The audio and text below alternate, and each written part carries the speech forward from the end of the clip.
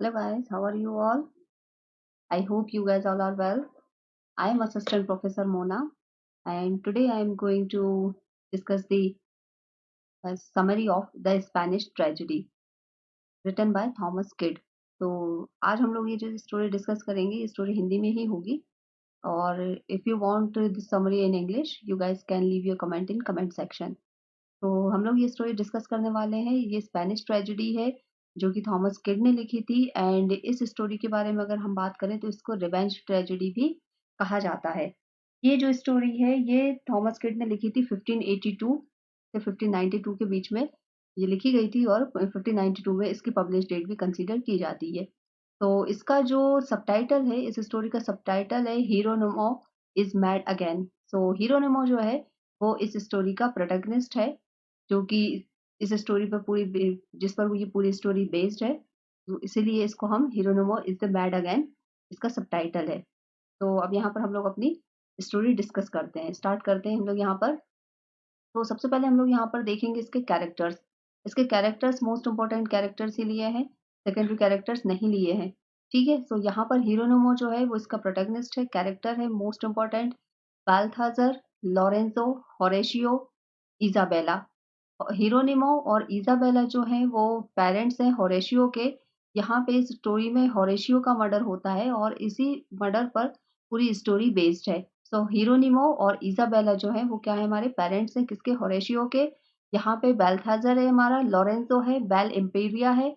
Lorenzo और bell Imperia जो है वो भाई बहन है और डॉन एंड्रिया जो है ये हमारा स्पेनिश ऑफिसर रहता है जिसका मर्डर होता है और जिस पर ये पूरी स्टोरी हमारी आगे चलकर बेस्ड हो जाती है। तो ये पूरा स्टोरी है हमारी, इसको अब हम लोग स्टार्ट करते हैं ऑफिशियली। तो यहाँ पर हम लोग देख सकते हैं हमारी स्टोरी जो है जब स्टार्ट होती है, तो स्टोरी जब स्टार्ट हो रही है तो प्रोटैगनिस्ट हमारा जो पुर्तगाल जो है, पुर्तगाल और स्पेन के बीच में क्या हो रहा है, वॉर हो रहा है। ठीक है, जब यहाँ पर पुर्तगाल और स्पेन के बीच में वॉर हो रहा है और यहाँ पर क्या होता है आगे बेल्थेज़र जो हम लोगों ने कैरेक्टर डिस्कस किया था, ये इसमें पुर्तगालीज़ की क्या हो जाती है, डिफीट हो जाती है, पुर्तगालीज़ जो हार जाते हैं और स्पेन जो है वॉर में जीत जाता है। पर आगे क्या होता है यहाँ पर जो बेल्थेज़र जो है, ये क्या है हमारा पुर्तगाल का जो वायसराय है उसका बेटा है बेल्थेज़र। अब बेल्थेज़र पुर्तगाल के वायसराय का बेटा है और ये किसका मर्डर कर देता है, डॉन एंड्रिया। डॉन एंड्रिया का ये मर्डर कर देता है। डॉन एंड्रिया कौन है यहाँ पर? डॉन एंड्रिया है स्पेनिश ऑफिसर, स्पेन का ऑफिसर। अब यहाँ पे आज स्टोरी आप लोगों को समझ में आ रही है। स्पेन और पुर्तगाल का वॉर चल रहा है और इस वॉर में पुर्तगालीज जो है वो हार चुके हैं। बट पुर्तगाल के जो वायसराय जो है उनका बेटा बाल्थाजर है। ठीक है, ये बाल्थाजर मर्डर कर देता है स्पेनिश ऑफिसर डॉन एंड्रिया का।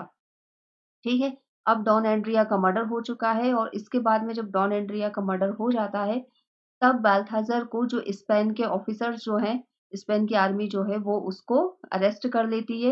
अब स्पेन की आर्मी जब बाल्थाजर को अरेस्ट करती है तो यहाँ पर क्या होता है, बाल्थाजर को अरेस्ट किया जाता है 2 ऑफिसर्स के अंडर। ये दोनों ऑफिसर्स कौन-कौन है हमारे, होरेशियो एंड लोरेंजो।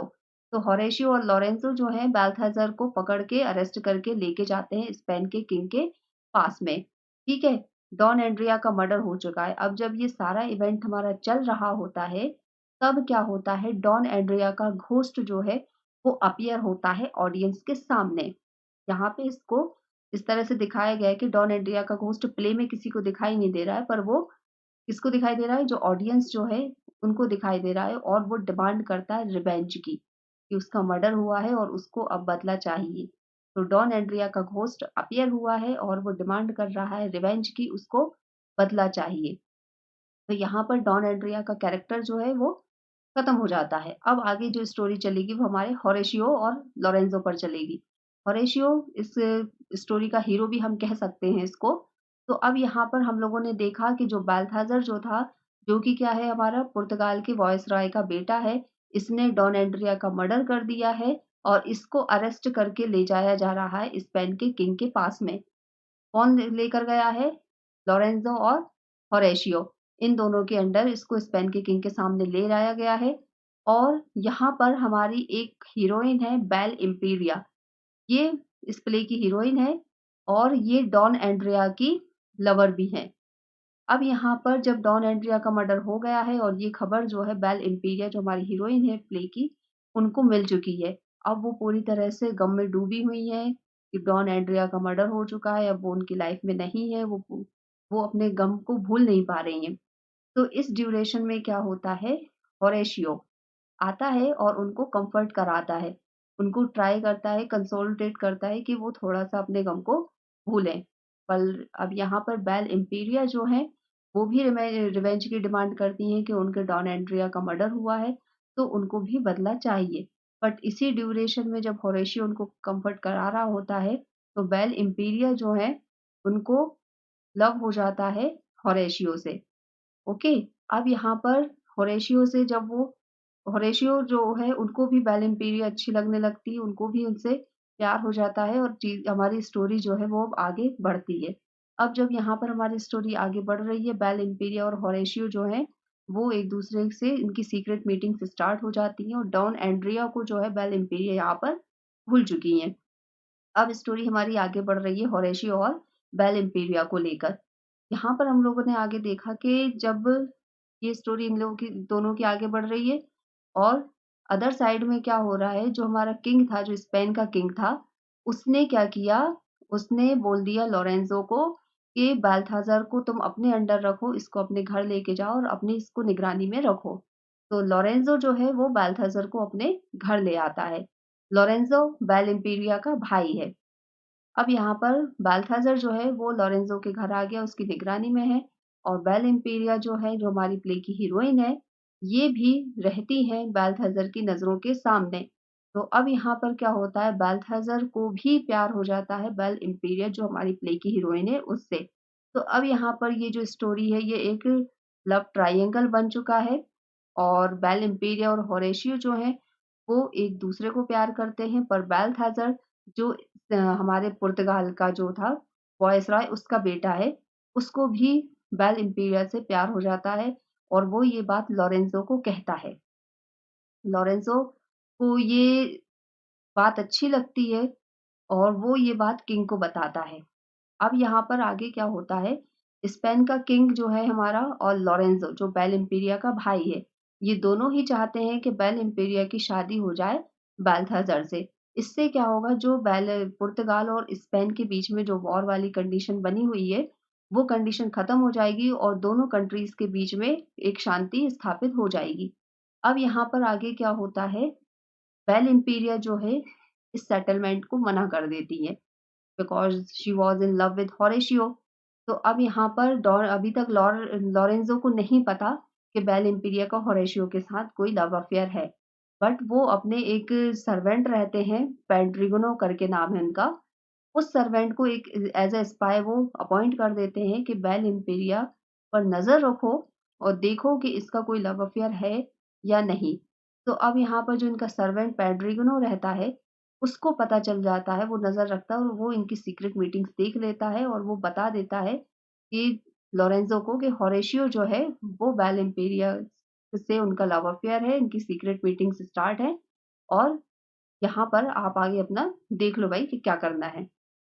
तो अब यहाँ पर लोरेंज़ो को खबर मिल चुकी है कि होरेशियो ही वो पर्सन है जिससे बेल इम्पीरिया का लव अफ़ेयर है और इसीलिए बेल इम्पीरिया जो है वो बाल्थाज़र जो हमारे पुर्तगाल के वॉयसरॉय का बेटा है, उससे शादी करने के लिए मना कर रही हैं। तो अब यहाँ पर क्या होता है आगे स्टोरी में, बाल्थाज़र और लोरेंज़ो ये दोनों मिलकर प्लान बनाते हैं होरेशियो को मारने का और ये दोनों होरेशियो को मार देते हैं। उसको चाकू से मारा जाता है और उसको पेड़ पर लटका दिया जाता है। अब यहाँ पर होरेशियो का भी मर्डर हो गया, डॉन एंड्रिया का पहले ही मर्डर हो चुका है, मतलब बेल इम्पीरिया के जो दोनों स्यूटर थे, उन दोनों का मर्डर हो चुका है। अब यहाँ पर बचा है हमारे पास सिर्फ बाल्थाज़र, जिससे बेल इम्पीरिया को शादी करनी है। बट बेल इम्पीरिया जो है, वो अभी भी बाल्थाज़र से शादी नहीं करना चाहती हैं और वो क्या करती हैं, चुपके से अपने ब्लड से एक लेटर लिखती है और वो लेटर भिजवाती हैं जो होरेशियो के पेरेंट्स हैं, हिरोनोमो और इज़ाबेला। हिरोनोमो होरेशियो के फादर हैं और इज़ाबेला उनकी मदर हैं। जब इनके पेरेंट्स को पता चलता है कि होरेशियो का मर्डर हो गया है, तो ये दोनों जो हैं बहुत दुखी होते हैं। इज़ाबेला दुःख में पागल होने लगती हैं और उनको इस तरीके से पागल देखकर और अपने बेटे की लाश को सामने देखकर हिरोनिमो जो है वो भी पागल सा हो जाता है और उसकी पूरी हरकतें जो हैं वो पागलों टाइप हो जाती हैं, किसी दुनियादारी का कोई इनको होश नहीं रहता है। तो ये सब चीज़ें इनकी लाइफ में होने लगती हैं। बट हिरोनिमो जो है वो बदले की आग में पागल हुआ है। उसको क्या चाहिए? बदला चाहिए और वो अपने बेटे के मर्डरर्स को ढूँढ रहा है। अब बेल इम्पीरिया ने इनको ये तो बता दिया कि होरेशियो का मर्डर हुआ है, साथ ही वो क्या बता देती है कि उसका मर्डर किया किसने है। तो बेल इम्पीरिया ने हिरोनिमो को लेटर लिखकर बता दिया कि बेल्थाज़र और लोरेंज़ो जो हैं, उन्होंने ही होरेशियो का मर्डर किया है। अब यहाँ पर हिरोनिमो को उनके मर्डरर्स का पता चल चुका है और वो आगे जाता है और पूरा प्लान करता है कि किस तरीके से अब बेल्थाज़र और लोरेंज़ो को मौत के घाट उतारना है।